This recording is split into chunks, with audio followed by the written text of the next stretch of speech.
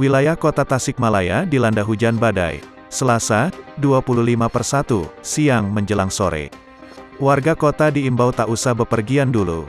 Pemantauan tribunjabar.id, hujan badai saat ini masih berlangsung. Bahkan disertai dengan jatuhnya butiran es sebesar kacang tanah.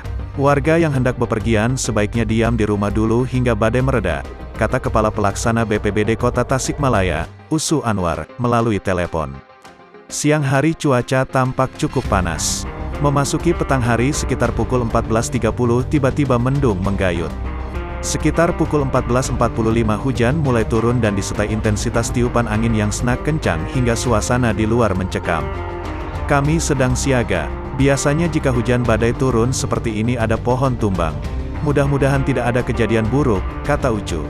Jika di wilayah Tasikmalaya hujan badai, sebaliknya di wilayah Bandung cuaca sangat panas dan terik.